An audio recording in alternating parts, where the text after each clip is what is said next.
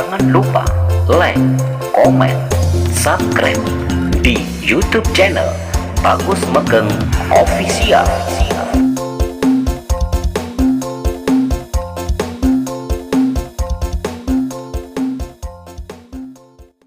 Jalan molumrah nanging sang moho kawoso kang maringi nugrahan gawasan ora tegas papak paling pandi asisaning Gurindra gede kecipta sarta nyumpet babana sanga lesing Pancandriya tegese pengangen-angenan karep sarta magal sanjata Kyai Petut Sangga Pawana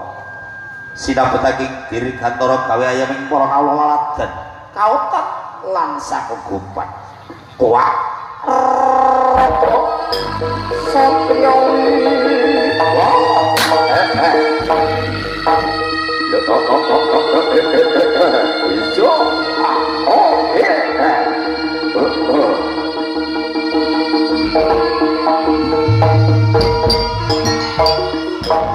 lumakut sumangkari sang Bapa Kanak kaping 3 Izoi kula kaya dwilukaya triluka bawana mangko kalep jagat saisining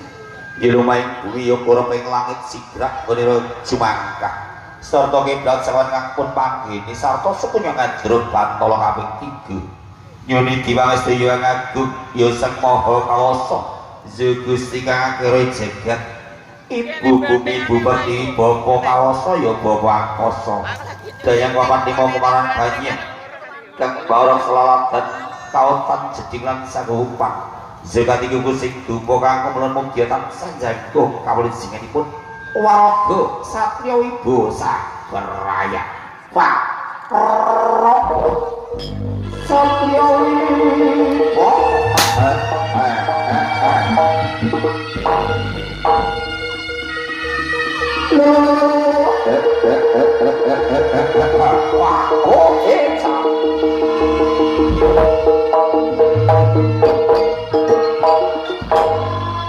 tingkat dewan sane ya risang bawa paripurna menira jumangkah sarta kiblat pamati pacer bumi kang pun panggene lan pun jenggae nang tansah keting rasa bila rezeki pati sarta temening judi kumono ora kena ginayuh dening srana mung Gusti kang menang lemur bami sesa kinarya pokasane ngatur kanthi nyebut asmaning Gusti kang murbegdat kali seru beda ning sambikala selamat kang makarya selamat kang mirsani selamat arahayu sakabeh sapa kang tumindak sulika wahyuning bakal sirna saking sasana giar yut tambah berkah pangestu pak raga satriya wibo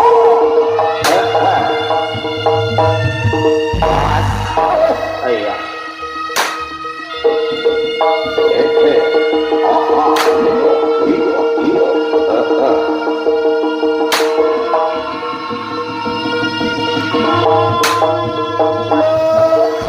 salah salah